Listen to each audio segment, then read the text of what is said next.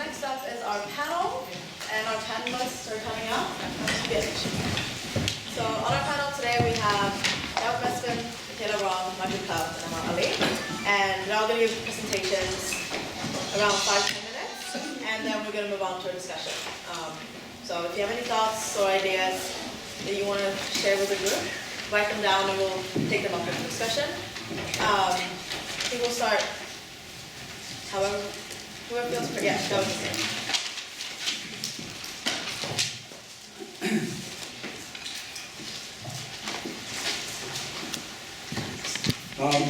Thank you for the invitation, and since we have a very brief moment to explain the situation, the task I was given, the situation in Eritrea, I don't think I'll be able to do much in 5 minutes. What I can say is there are different reports that are being published annually that are very important, that describe the real situation in the country, reports that are published by international organizations. I can mention about 3 of them that have appeared this year, 2017. The Freedom House Report 2017 categorized Eritrea as the most repressive nation on earth. Reporters Without Borders for Freedom of Information 2017 has listed Eritrea as the last country on earth when it comes to press freedom. And the corruption index reported by Transparency International puts Eritrea as one of the most corrupt countries on earth. So I'm not going to explain exactly what went into those reports. But I just want to tell you a very, very short story that I came across recently when I was surfing. And I read a story on Assenna.com, one of the Eritrean websites that we have. The story was written by an old friend of mine, a mentor.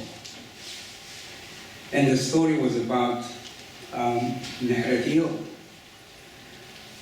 What Dr. Barakat Haile wrote was a very moving story of a woman who got so frustrated.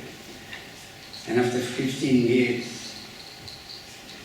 she decided, I think, to commit suicide.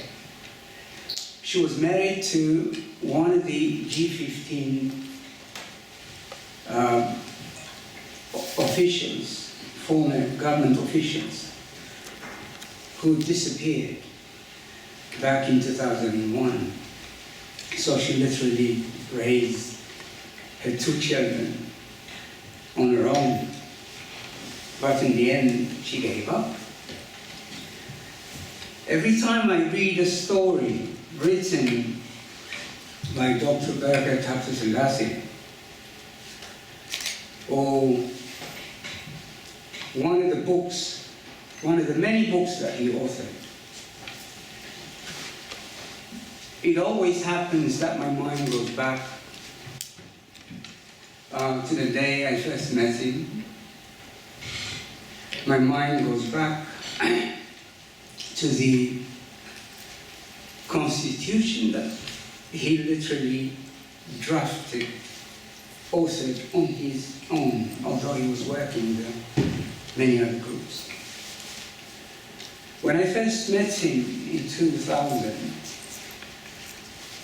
we were deliberating why the war with Ethiopia, the 1998 war, the 1998 to 2000 went wrong. During breaks, I would always ask Dr. Barakat to tell me stories how he went about drafting the Constitution. It took a lot of efforts, a long time, and a lot of money went into it as well. He was always happy to tell me stories about it. Anyway, when we finished our deliberation, we wrote an open letter, a letter to the President. There were 13 of them. And we sent it to the President, but before we got to him, somehow the letter leaked out, and it caused an uproar, because that was the first time a group of people got together and complained about the situation back in Eritrea. These were the people I was with, although I was the youngest and the one who least contributed to Eritrea. Many of them were ex-fighters. And people of the likes of Dr. Barakat, a freedom fighter, an academic,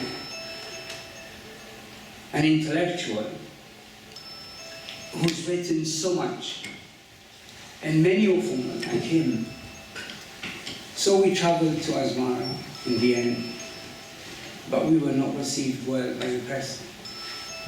He was annoyed that we had to go, that the letter went out, it leaked out to the public. He kind of asked us to apologize to the public. Of course we didn't do it, but we managed to leave the country after having a 2-hour talk with him. Lucky that we left alive. Dr. Barakat was not with us at that time. Anyway, the situation got worse, and as soon as we left, the President called us through the media as a group of people who sound like empty barrels. We left and we started the campaign. Everyone did his bit. And we talked about many problems that Eritrea was going through. And that continued for years. Dr. Barakat was very instrumental in putting the letter together, and afterwards in working with us. Now he is in his mid-80s and he still works, he still writes. And I think he set a good example to all of us. There was so much that we could have done that we didn't do. But all the work that went into ratifying, to have that constitution ratified, did not produce anything. Soon after soon after it was ratified in 1997, the war with Ethiopia broke out, and then so many things happened. But what I'm trying to tell you here is, there's so much effort that goes into doing something, and it requires little effort to completely destroy it. I'm going to make this very, very short because I think I'm running out of time. But this is what happened on the 24th of May, 2014. The President was being interviewed, as is customary to give an interview on Independence Day. And this is what he said. Within the framework of our tasks of nation building, the political infrastructure assumes a vital role as a vehicle to advance our overall objectives. We have gleaned important lessons and experiences from the hostile external schemes aimed at derailing our nation-building endeavors and processes. I would like to announce on this occasion that a new constitution drafting process will be launched in order to chart out the political roadmap for the future government structure. With that statement, he destroyed the constitution that was drafted, that took 3 years to draft, just in one statement. One small country, no constitution, uncertain destiny. I believe Eritreans are law-abiding people, hard-working and law-abiding people. But I can't say that. I can't say the same thing about our government. I'm done. Thank you.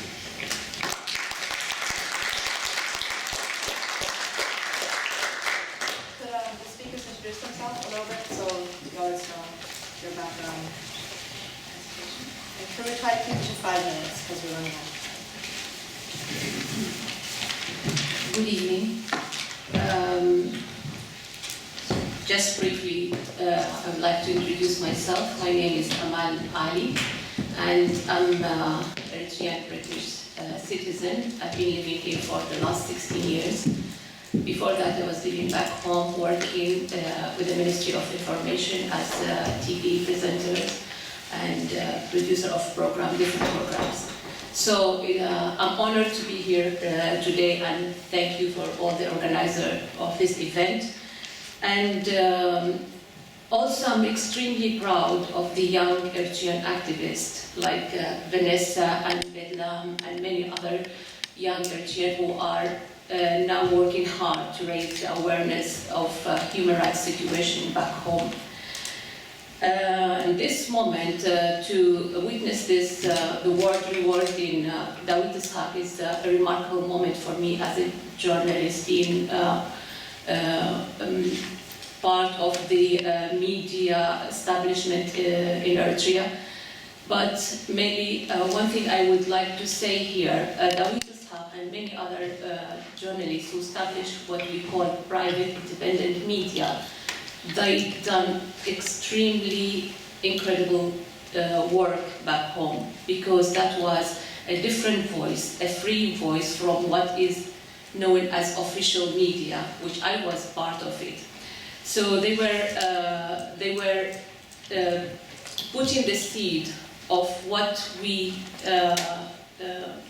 believe if it had been given a chance for 3-4 years later, the story would have been really different.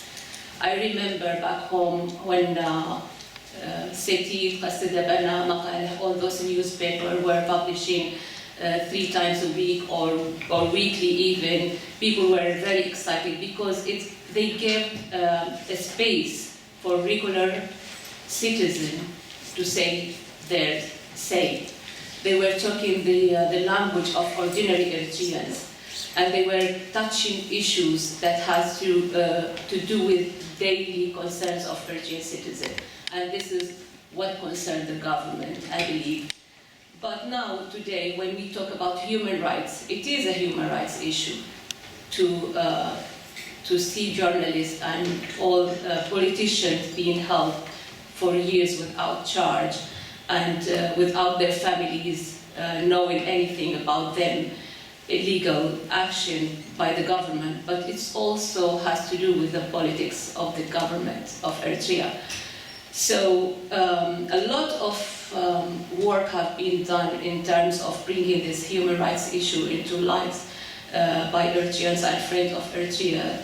But in the ground, we don't see change. Nothing is changing. Now, no one is being released or freed since the last 15, 16, 17 years, or even back at the time of the liberation.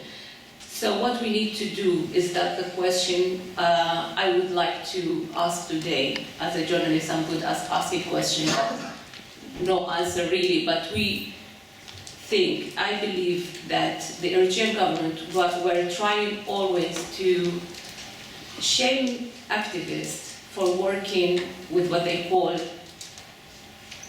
foreigner governments or Western governments, and accusing them of being agents. And I think we have to step out of these fears and work with everybody as a global citizen of Eritrea to see change coming into the ground and to see Dawit Isaak and other journalists being free. That's what I can say for tonight.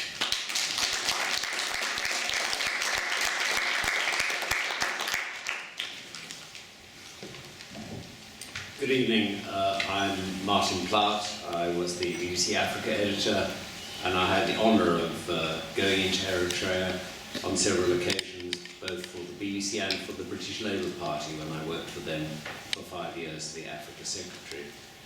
And I thought I would just bring to you 3 images that come to mind.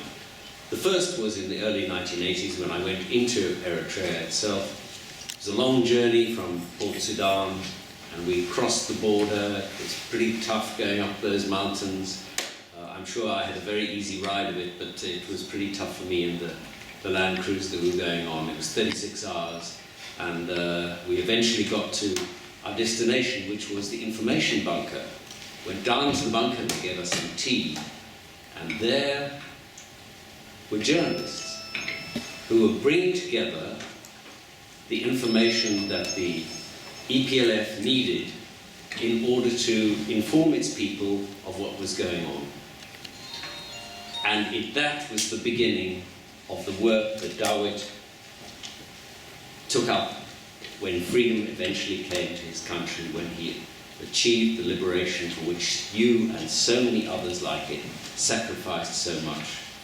So out of that one bunker, in a sense, came the origin of all that you and he have worked for, and that he now and so many political prisoners, including my friend Ernest Devisai, now sit in jail, without charge, without hope, except for you. And that's the second image I'd like to bring to you, which is one that I remember from my youth, because I too am an African. I grew up in Cape Town, walking on Table Mountain, learning to be a young man there. And down in the bay, there was always that one image of Robben Island.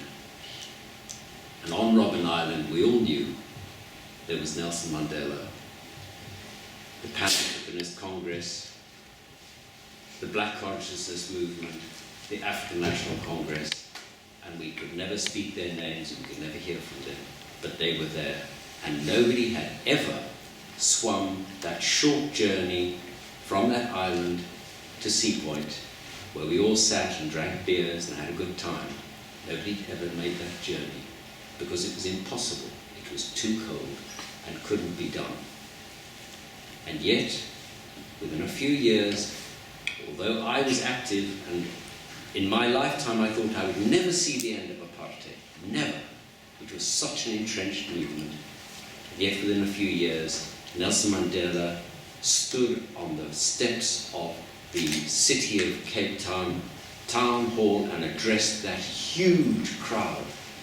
And a few hours later then went to Pretoria, where he then became the president of our country. What a moment that was for us all. So that's the second image. But the third image is just 5 minutes walk from here. It is a basement just round the corner from Euston, which was the first office of the anti-apartheid movement. It was Dr. Pitt, who later became Lord Pitt, who had that office. It was where he lived, he had his surgery, and in that office they founded the anti-apartheid movement. At that time it was an absolutely hopeless task. This was 1960. Everyone knew that apartheid was supported by the British government. There were something like 300,000 people with British passports in South Africa. There was kith and kin. How could you possibly change British policy? And yet, by the 1990s, just 30 years later, it was over. So I say to you, we live in a democracy. Use the tools of this democracy. Change this country's policy towards Eritrea. Work with our politicians. Get it going. And I say, next year in Asmara.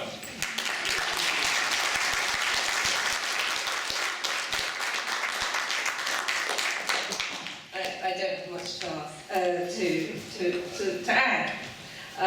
Just that you raised the image of... sorry, I should introduce myself. I'm Michaela Wrong. I'm a journalist. I wrote a book called I didn't do it for you about Eritrea, and I don't go there anymore because I don't get visas, which is true of most journalists. And as Dawit mentioned, Eritrea does very badly on the Reporters Sans Frontières Index, which is quite it has its inaccuracies, but Eritrea is just above North Korea, which is not a good position to be in, not one that anyone would want their country to be in.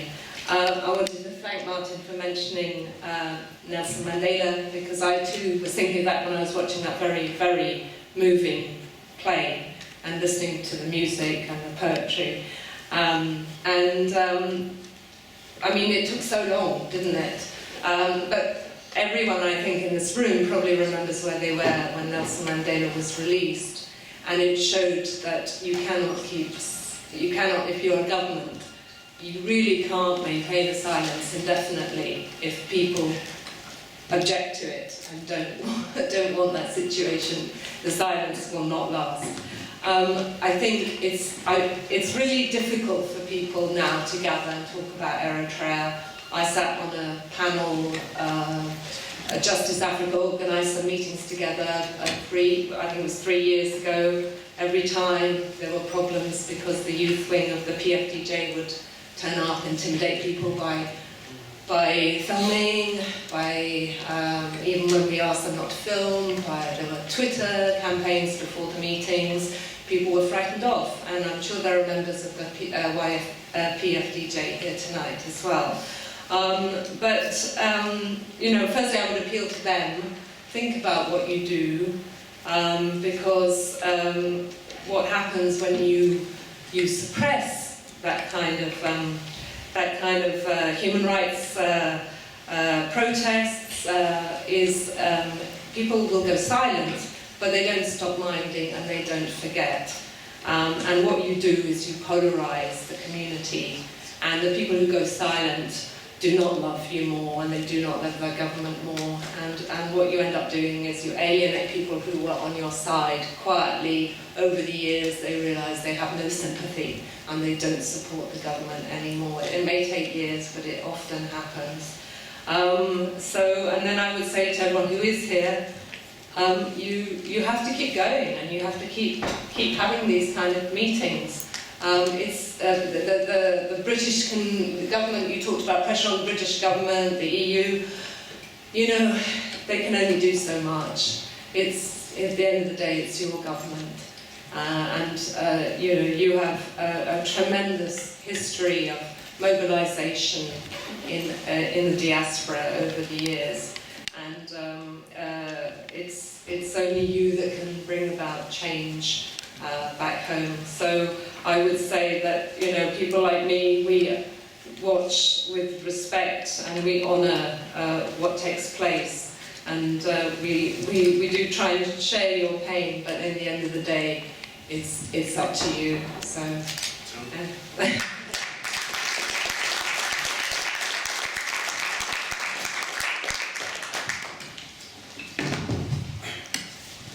Okay, my name is Paros. I do a lot of volunteering for Eritreans, refugees in the UK.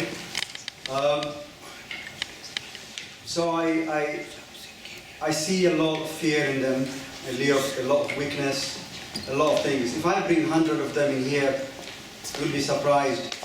I work in a grammar school. I've been working in the grammar school for 6 years now. Just moved last 2 weeks ago. And then the school, I've seen children from year 7 to year 12. Their confidence, how the confidence grows up is amazing. It's amazing. Because I've seen those children grown up. And when they pass year 11 to year 12, they start to wear suits. I'm sure you know that. But if I go back to my country, they are in the trenches. Trenches doing war. I've been listening to all the stories from the youngsters that I go. Sometimes it was after 4 Saturday to 5 Saturday when I start to talk to them, they start to say to me, "Yeah, you can come and eat with us now." I say, "How come? Before you were running away from me." "Ah, don't worry, you're one of us now." That's amazing. and they would be telling me a story like, it's all into trenches. From one trench to the other trench, walking, 10 miles, 15 miles. I can bring 110s of them in here. So we are trying to see we have got a long way to go. But there's always one thing that strikes me. Our ancestors, I hope I'm not emotional because I usually am emotional, but I was trying to be a little bit strong. Our ancestors used to say, Aidanani, Aidanan, Aidanani, Adekirhaku, Aidanani. I'm not going to sleep, I'm not going to sleep until I get my freedom of my country.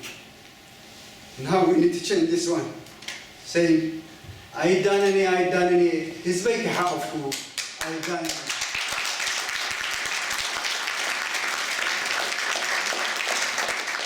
Focus on future solutions. Try to incorporate your comments and thoughts into what you think can bring press freedom and human rights and Eritrea in general forward. I think talk for a minute and 30 seconds. I'll time you, and then we'll move on to the next question or next thought, or you can answer something. And if you want to answer someone who just spoke, try to show it somehow so I know that you want to answer the person who just spoke. And be respectful. Do not have loud voices. Be civil. So hopefully we can have a nice discussion. Bring about. Hi, my name is Mahari. I'm here as an Eritrean representing myself. My question is to Dawit, I believe is your name, if I'm not mistaken, who spoke very eloquently. You mentioned about the ranking with respect to organisations for freedom of speech or freedom of press, and where Eritrea ranked, and also in terms of how repressive the state actually is.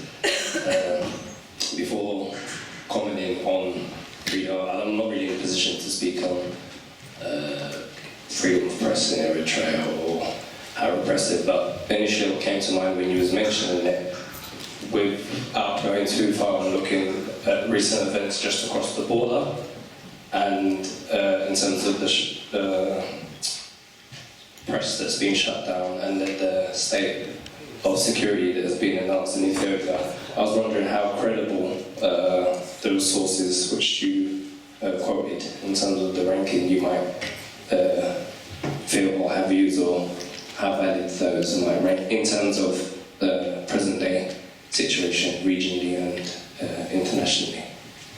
Oh, perfect time. Take three questions. Take three questions and then answers. I'm not sure I'll be in a position to answer the question. I wish you were a bit more specific. For me to give you a more specific answer, please. Would you like me to re-answer it and try and articulate it a bit more concisely? Can you please? Where do you think Eritrea ranks in terms of freedom of press and most repressive state in Africa, looking at the current situation just across the border? Which border? In Ethiopia. More specific, yes. Towards the south.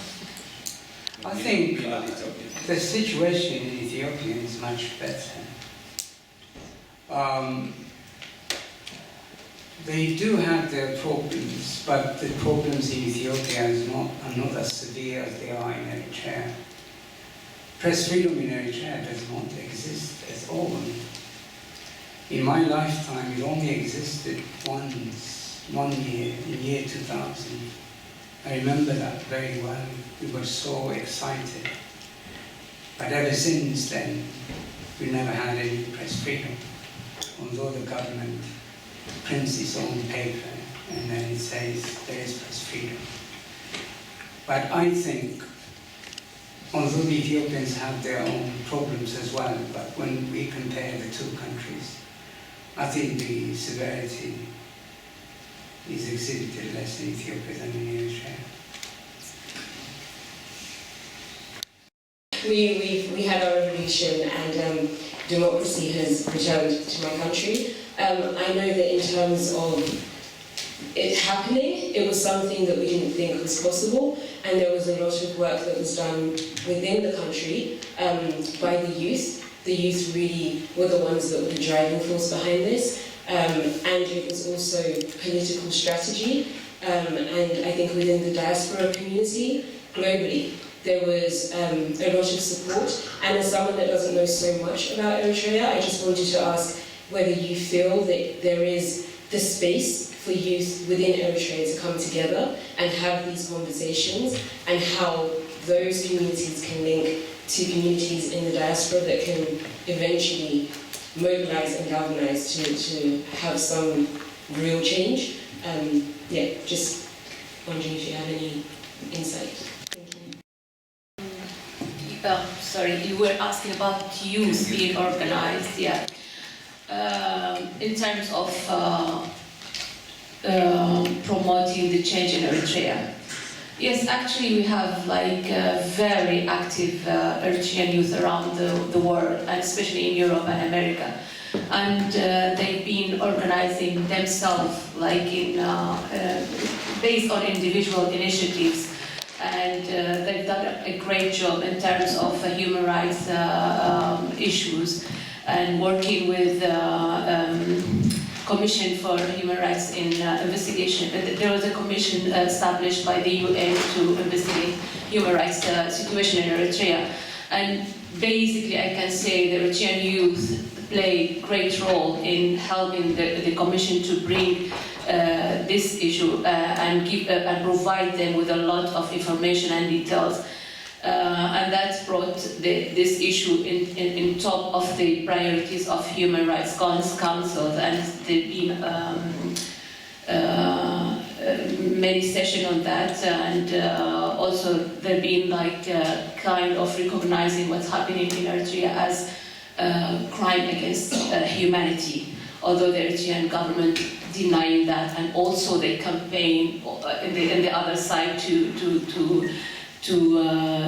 stop those activities, because they all the time they blame it into people trying to disturb the what you call it, the national security of the country, you know, which all dictator governments do that, you know, to deny that thing. So shortly I would say yes, we have very active youth movement around the world, being in groups or being individual, and the awareness is there. And the thing is, the Eritrean government is one of the most aggressive government. They don't hesitate to take an action.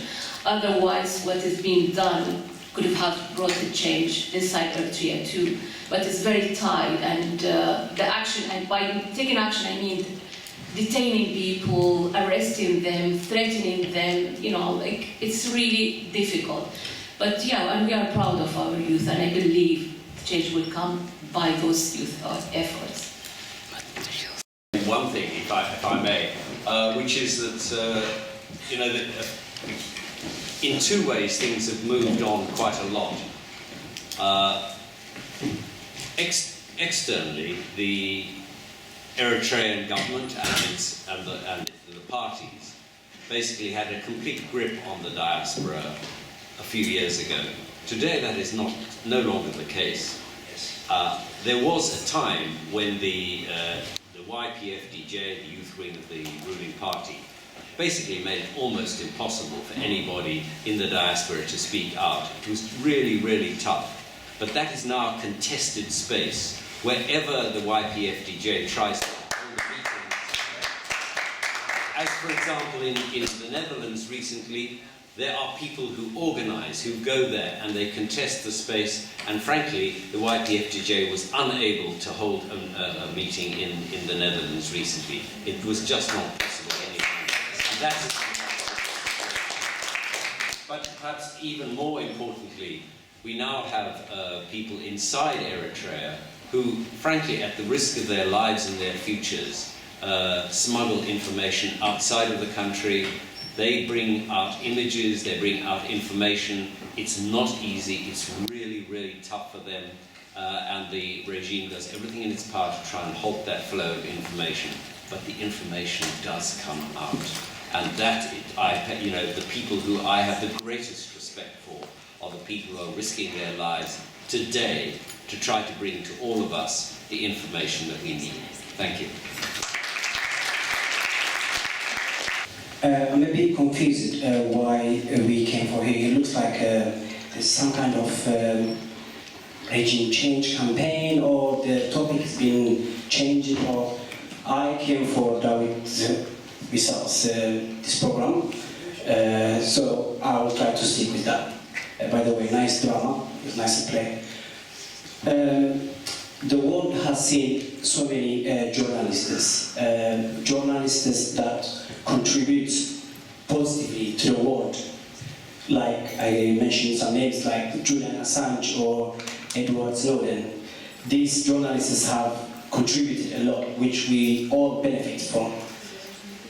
What has Dawit Isaak, for you, especially the non-Eritreans, done for you?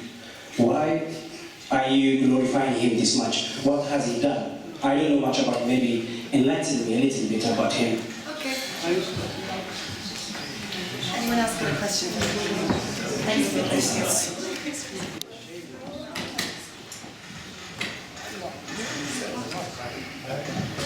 Yeah, okay.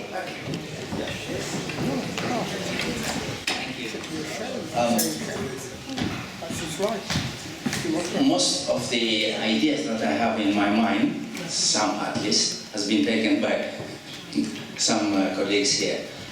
I thank you, Martin, for bringing Mandela's issue, and inspirational. No matter how long it may take or it may seem, we will change the situation in Eritrea. As well as Michaela, thank you. We don't need to be told, but actually it seems that we need to be told that this is our job, mainly our job as Eritreans, and we shouldn't just keep quiet or be silent.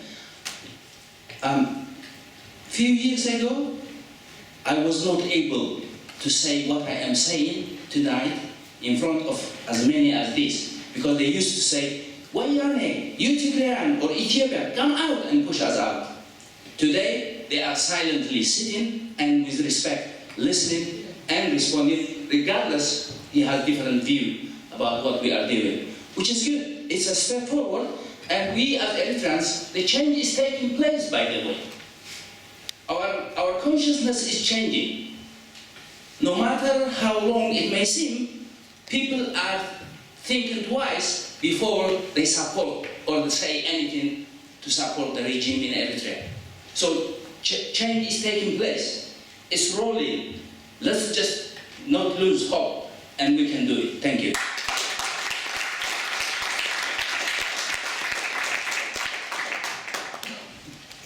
Would you like to?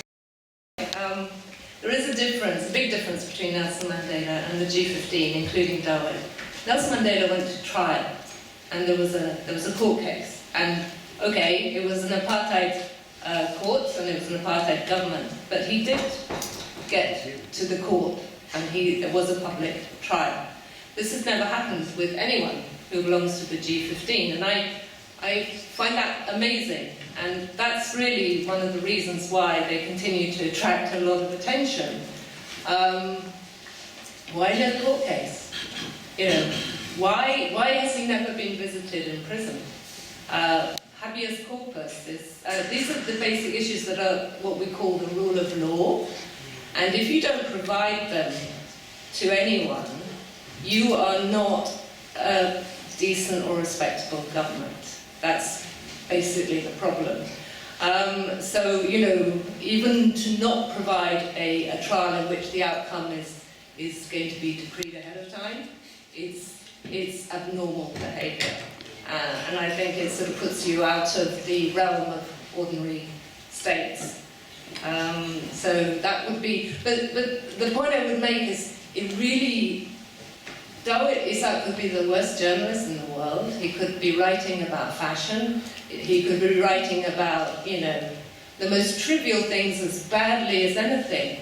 But there is a basic principle: you don't jail journalists in this way, and then never answer to why you have done that. I mean, it's about the rule of law. And that's why there's such an issue over the G15 and Dawit Isaak in particular amongst. I just wanted to make some of the comments that have been made about youth activism, about comparison to Ethiopia, and then finally about Dawit's significance. First of all, looking at Eritrea and isolation, just looking at Eritrea as a country, the institutions, the lack of institutions, is what we do. As an Eritrean activist, I look at Eritrea and the problems I see in the country. So if you want to start comparing it to Ethiopia, for example, that's a very interesting comparative study. Eritrea and Ethiopia have similar histories. They've been, considered the same people for a very long time. It's a very interesting point that is being made. Can we look at the neighboring country for Ethiopia, looking at the relationship with other Western countries, for example? But it's not necessary one having a case study of Eritrea specifically. Eritrea can have its problem, and Ethiopia can have its problem at the same time, without it being a need to always point at the other country and saying, but look at what Ethiopia is doing. For example, these lists that have been being made, Eritrea was now the second to last after North Korea. And you can look at, I don't know what Ethiopia was because I'm not an Ethiopian human rights activist, but if you look at the list, you can probably see where Ethiopia's fallen this year. After the state of emergency, after the suppression of the ethnic groups in Ethiopia, after these fake trials being committed to the journalists. We can compare, there's a lot of things to compare, but it's not necessary in order to reach a conclusion, specifically looking at Eritrea. For example, I'm Swedish. Sweden was number 2 on the press freedom index list this year. I criticize the Swedish press freedom all the time. We have right-wing extremist people writing in the newspaper, ridiculing people of my skin color, ridiculing people of my gender. It doesn't mean I can't criticize Sweden just because they're number 2 after Norway. Sweden doesn't go and say, but look at Denmark, they're under us at the list, so we can't criticize Sweden. Sweden in isolation have their problems, and therefore we should be able to criticize Sweden as Swedish human rights activists. And tonight we're looking at Dawit Isaak, we're looking at Eritrea, and we're not saying that there are no problems in Ethiopia. Of course there are. Of course there are people leaving the country. Of course there are ethnic groups. Of course the government have their problems. And I'm not even trying to say, oh, Ethiopia's worse, Eritrea's worse. Or I don't think that's what we're aiming to do here. We're not mitigating the circumstances of the situation in Ethiopia and that the Ethiopian people are suffering just because the Eritreans are having it worse. They still have problems and they're still dignified in their struggle. But when you look at Eritrea as a country, you can't deny the problems that exist simply because we say that the similar problems exist in Ethiopia. And because of that, the question about the youth activism really struck my heart because I know youth in Eritrea that cannot speak up. And regardless of what your position is with the government, regardless of the reasons of the repression, or what people argue is the repression, we cannot deny the fact that youth in Eritrea cannot speak up. It's true. People won't speak up on the streets, they will barely speak up in their homes. Even if if we as Eritreans living in Europe, in America, and around the world, we can speak up here to a certain extent. But the hands of the government reach out, and that's why a lot of people are silent. I've done talks, I've done panels, and people come up to me, they email me and say, I cannot speak up in public, but I want to be involved. I want to say something, but I'm afraid. And that is a legitimate fear that is a result of the oppression of the Eritrean government. Regardless of the reasons, regardless of the roots of that problem, remains the fact that they cannot and they dare not to speak up. So in terms of youth activism, sure, people speak up, and I agree with Amal, there is a lot of youth activism around the world. But compared to other countries, it's barely existent. Compared to the Gambia, for example, even though I know a Gambian activist, for example, who is in exile in Senegal, there are problems in other countries. But specifically looking at the Eritrean context, people are afraid to speak up. And that's why I'm afraid that change probably, or hopefully, I think it will come. I hope it will come. But realistically, I have no idea. Because people inside the country are feared to death to speak up because they see what happens. And that relates to the last question. Who is Dawit Isaak? I have no idea. I've never met him. I met his brothers, I met his daughters, his son. But who is he as a journalist? I read one piece. That was a piece he wrote by my uncle. It was a cultural profile in Satit newspaper shortly before he was imprisoned. But who Dawit Isaak is as a person is completely irrelevant in this context. The problem is that we don't know. We cannot know because he doesn't have the right to show us who he is as a journalist. And he is here on our wall. My uncle's on my shirt, on our posters, as a symbol of the oppression in the country, of the fact that they haven't been granted a trial, they haven't been granted justice in over 15 years. And regardless of if it's national security, if it's invasion by Ethiopia by the enemy, the fact remains that these people have been in prison for 15 years. And I try to emphasize that in my letter, that these people are human beings who have kids, who have wives, who have husbands. And the fact that they are imprisoned for more than 15 years signifies that and gives us a reason to come in here today and not only honor them, celebrate them, but also emphasize where they come from and where their struggle began and hopefully will end. But it is rooted in the political situation in the country because it is because of the politics and the lack of rule of law that these people haven't been granted a trial and that we're sitting here year after year trying to get them released. So that was just an answer to the question.